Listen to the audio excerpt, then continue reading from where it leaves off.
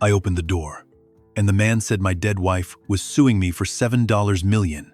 My coffee was still hot in my hand, and this stranger in a cheap suit was sweating bullets, holding a briefcase like it might explode. But when he said her name, my heart didn't skip. It froze. My wife had been dead for 2 years, or so I thought. Before we dive deeper into this twisted story, drop a comment below if you've ever been betrayed by someone you trusted. Don't forget to hit like, subscribe, and turn on notifications, because you won't believe what comes next. The morning started like any other.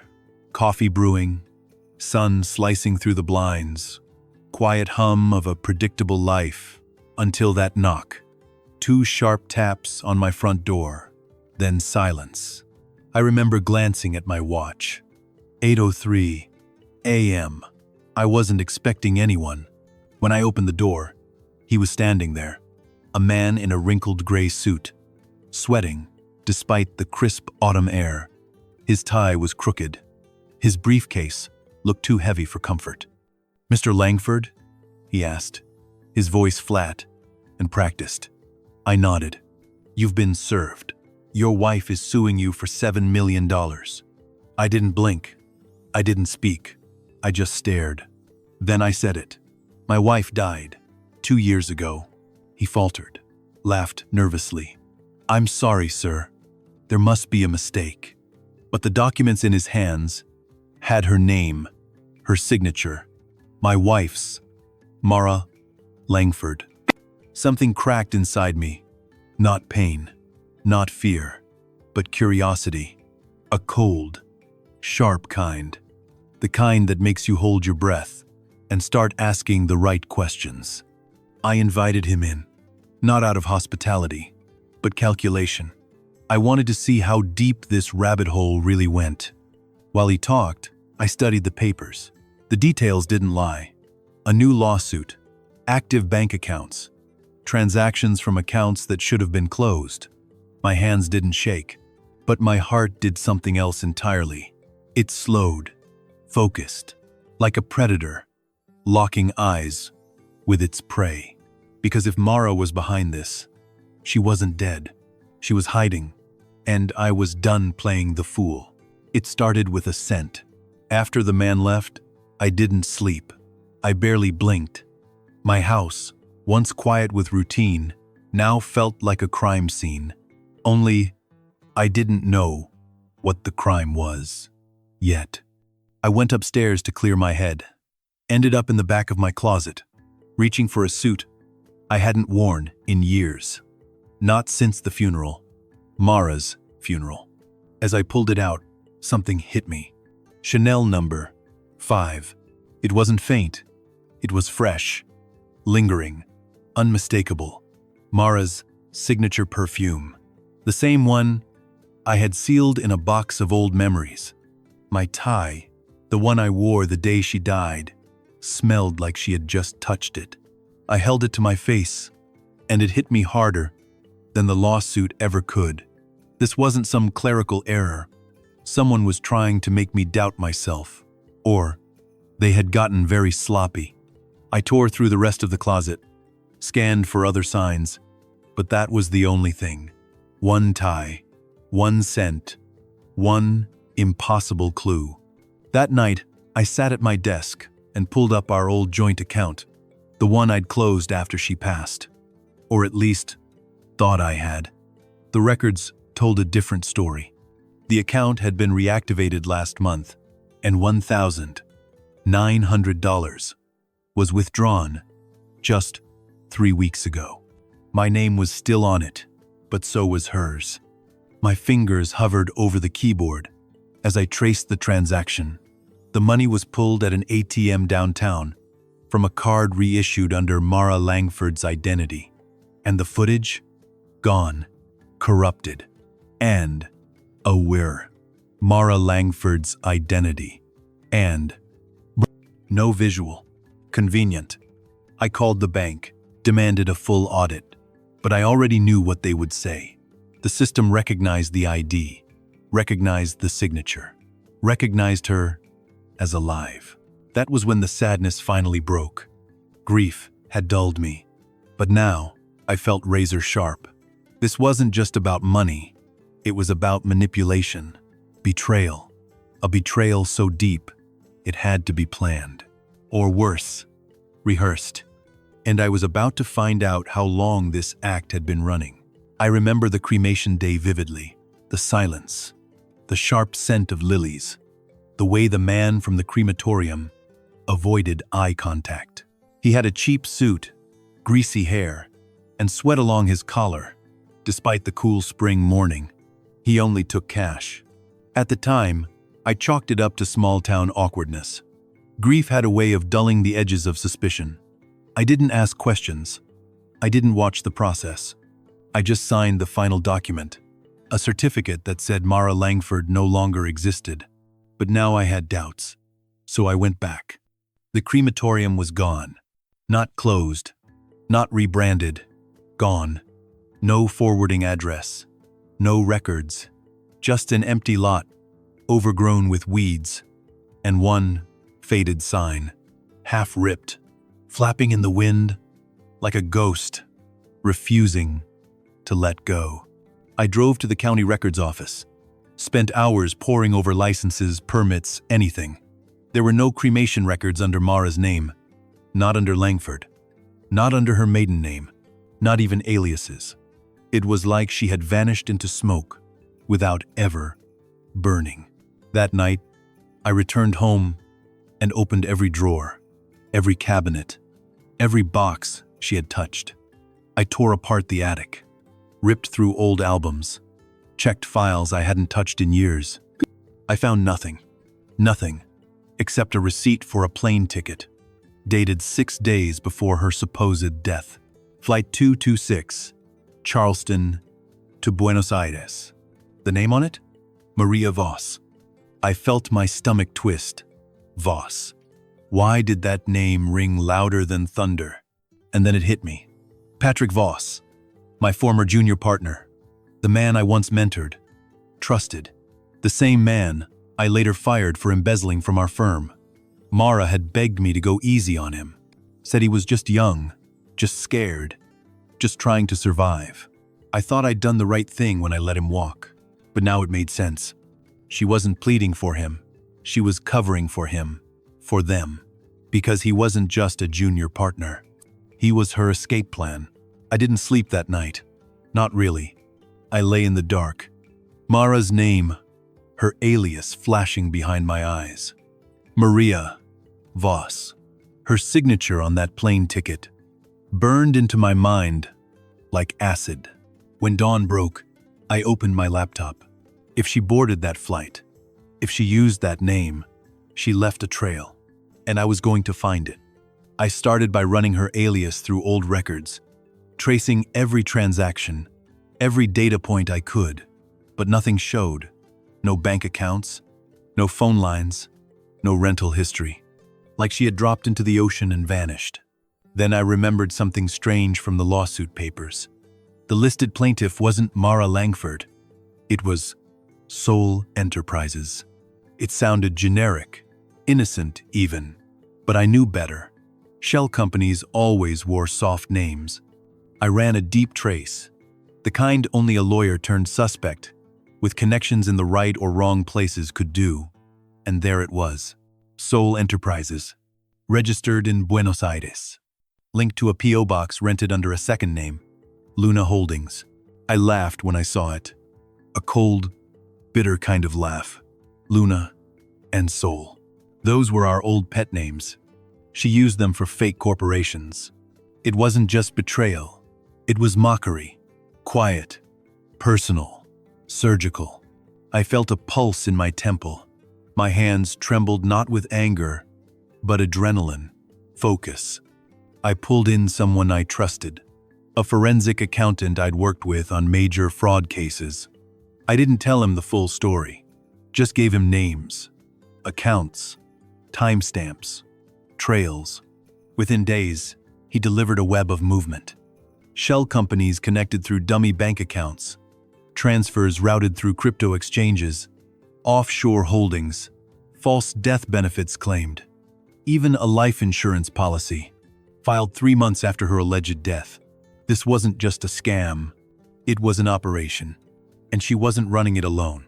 Patrick's name surfaced again, tied to 2 accounts, one of which had received a $90,000 wire, marked gallery setup. The same gallery she once said she dreamed of opening if life had been kinder. I sat back in my chair, the weight of it all pressing on my chest. She hadn't just left me. She'd built a whole new life on the ashes of mine. And now, I had enough to bring that life crashing down. I didn't want revenge in flames or fury. I wanted precision, silence, results. Now that I had the financial blueprint, it was time to use it. I began where they'd never expect: the law. My weapon of choice. But not civil court. Not the sluggish, paperwork-clogged jungle they tried to drag me into. No, I was going nuclear. Criminal court. I reached out to an old friend, Margot Shaw, former federal prosecutor turned pitbull attorney. Sharp mind, sharper instincts. I handed her everything. Every wire, every signature, every timestamp. I watched her eyes narrow as she flipped through the files. She didn't say much, just tapped the manila folder closed and nodded once. This isn't a civil suit. This is wire fraud, identity theft, insurance, deception. Exactly what I'd hoped she'd say. We filed a formal complaint to the U.S. Attorney's Office, attaching every supporting document, flagged and cross-referenced. Bank records, fake companies, travel logs, even the insurance policy filed under a dead woman's name. But that wasn't the end of it. Because while the legal machine started to move, I flew to Argentina. I didn't tell anyone. I landed quietly, blending into the noise of Buenos Aires like smoke in the dark. The address tied to the Sol Enterprises registration pointed to a commercial block in Palermo, Soho. Art galleries, cafes, money laundering, wrapped in abstract art. I waited. For 3 days, I staked it out. I saw movement, deliveries. A gallery that didn't exist in the US, but bore the same signature lighting Mara used to install. Soft gold hues on dark canvas. Then on day 4, I saw her. Mara, alive, laughing, walking arm in arm with Patrick. Her hair was shorter, her posture confident. She looked freer, colder, like she'd left every ounce of guilt behind. She didn't see me, but I saw everything. She wore the necklace I gave her on our 10th anniversary, the one she swore she'd be buried with. I didn't confront her. I didn't shout. I didn't weep. I lifted my phone, snapped a photo, and walked away. Back to the hotel, back to the silence, back to control. Because the moment I boarded that return flight, they were already doomed. 3 days after I left Argentina, it happened. Not a warning, not a whisper, just impact. Interpol agents, Argentine Federal Police, full raid. At 7:14 a.m., Buenos Aires time, a quiet building in Palermo was surrounded, stormed, and flipped inside out. I wasn't there, but I didn't need to be, because someone had filmed it and leaked the footage online. I watched it from my living room, coffee untouched, breath held. There she was, Mara, my late wife, standing in the doorway, in nothing but a linen robe and confusion. For the first few seconds, she didn't react. She just blinked, then froze as the agents surrounded her. Patrick came running out of the bedroom, yelling, his voice high-pitched, cracking like cheap glass. He tried to run. That was a mistake. They tackled him hard, slammed to the floor, handcuffed like a petty thief in front of an entire street of neighbors, filming with smartphones. Mara didn't scream. She didn't speak. She just looked down. The moment the cuffs snapped over her wrists, she finally looked up, right at the camera. Her face was unrecognizable, not because of age, but because of defeat. She knew it was me. She just didn't know how far ahead I'd been playing. Back home, I got the call. My lawyer's voice was calm, satisfied. The U.S. charges had stuck. 7 federal indictments. Wire fraud, insurance deception, faking a death, identity theft, all airtight. Bail denied. Flight risk. Obviously, they were to be extradited back to the States. Patrick cracked first. Of course he did. He gave up bank records, password trails, every false signature. Mara tried to hold out, but the evidence was a tsunami, and she had nowhere left to hide. She finally broke. Right after seeing the flight confirmation, the agents handed her one-way ticket, no return. Back to the country she tried to scam. Back to the man she tried to bury. Alive. Back to me. And she knew. The moment she landed, she wouldn't be walking away again. The courtroom was quiet when she walked in. Not the silence of respect, but the silence of containment. Everyone had already read the story.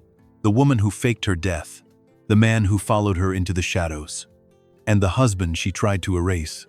Mara entered in a beige jumpsuit, wrists bound, chin up like she still had a name that meant something. But the mask she wore all those years, it didn't fit anymore.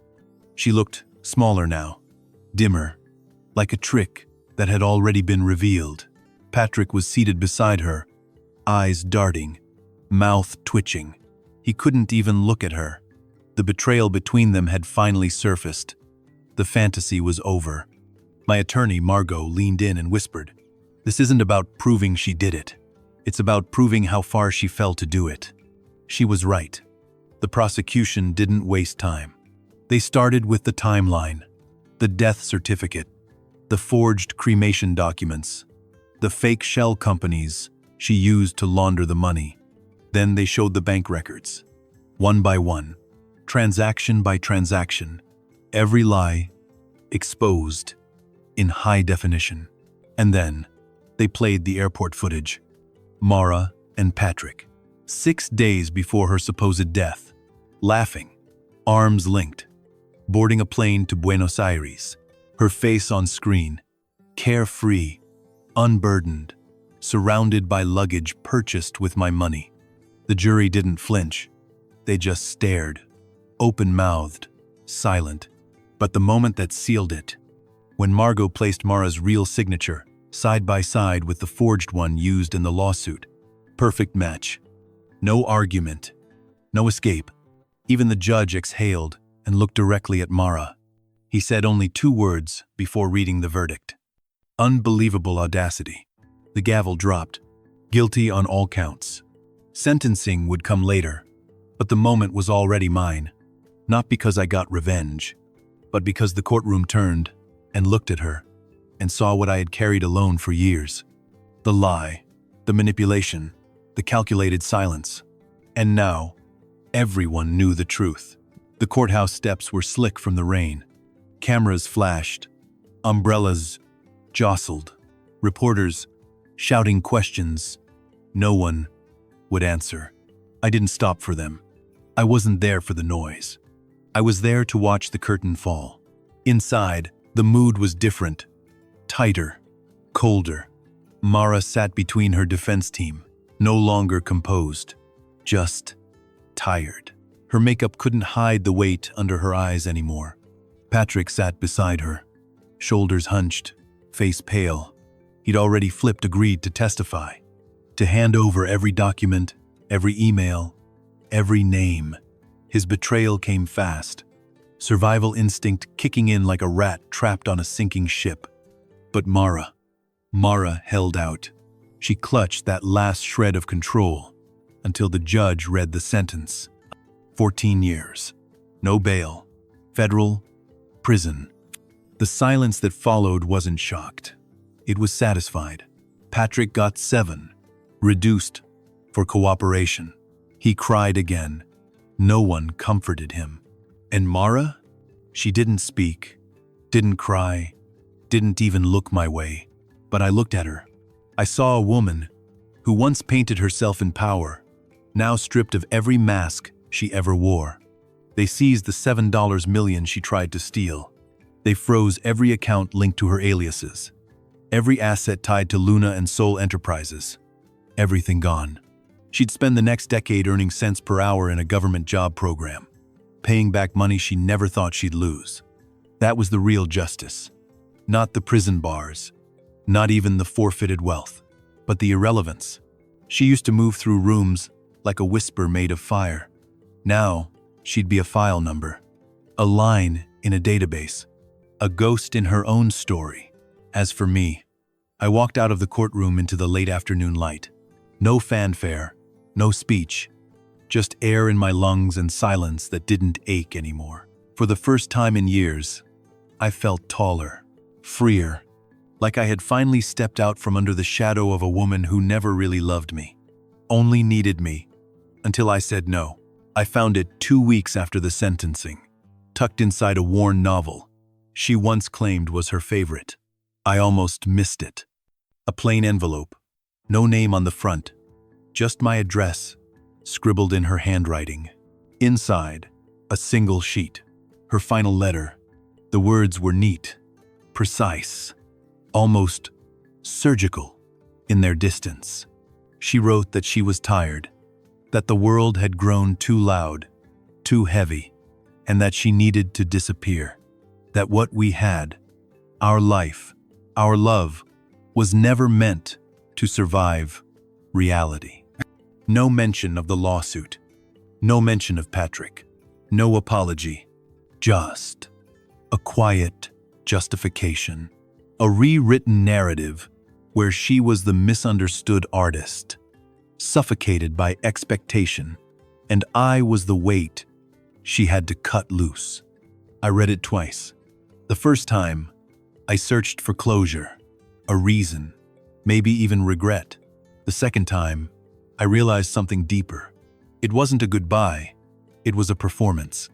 Even in her parting, she crafted the illusion of tragedy, as if betrayal was art, as if abandoning me was bravery. But I didn't cry. I folded the letter and placed it back in the envelope. Then I walked it to the fireplace, lit a match, and let it burn. The flames curled the paper inward, like it was folding into itself, turning lies into ash. And as the smoke lifted, so did something inside me. I no longer needed her to admit what she did. I didn't need an apology to validate what I survived, because I had already done the impossible. I had built a life again, on my terms, with truth, not illusion. The next morning, I brewed coffee without flinching at the knock on the door. I answered emails, walked to the office, Saturday at my desk, surrounded by real things, real people, no ghosts. And for the first time in 2 years, I didn't look back. The courthouse was silent the day I watched her sentenced. 14 years, that was the number they landed on. Wire fraud, identity theft, insurance deception, falsifying death. Each charge like a chisel, carving away the illusion she once wrapped herself in. Patrick took a deal first. He cried in court, threw her under the bus, detailed every fake account, every shell company, every lie whispered between passport stamps and burner phones. She didn't cry. She just stared ahead, jaw tight. Like if she stayed still enough, this would all pass like a dream. But it didn't. The judge called her actions cruel, calculated, devastating in their intimacy. She blinked twice. That was all. No apology, no explanation. Just a woman realizing the mask she wore had finally fused to her skin. When the cuffs clicked around her wrists, I didn't smile. I didn't need to. Because justice isn't about revenge. It's about reclamation. And I had already reclaimed everything that mattered. My name, my peace, my control. In the weeks that followed, the calls stopped, the headlines faded, the world kept moving. But I didn't feel forgotten. I felt free. I returned to the law firm on my own terms, took fewer cases, mentored more, started painting again. Badly, but it didn't matter. It was mine. No one tried to serve me papers. No one wore her perfume. Sometimes I still get letters from former clients, people I helped quietly through the darkest legal messes of their lives. They say, "Thank you." They say, "I saved them." And I always reply, because that's the kind of man I am now. The one she thought she buried under $7 million and a forged death certificate. But I didn't die. She did. At least, the version of her that could have had something real. That's the truth. And I'll carry it not with bitterness, but with grace. Because justice doesn't always roar. Sometimes it whispers and echoes forever. Have you ever witnessed a revenge that felt like perfect justice? Share your story in the comments. Subscribe for more jaw-dropping narratives. And give this video a like to help others discover it too.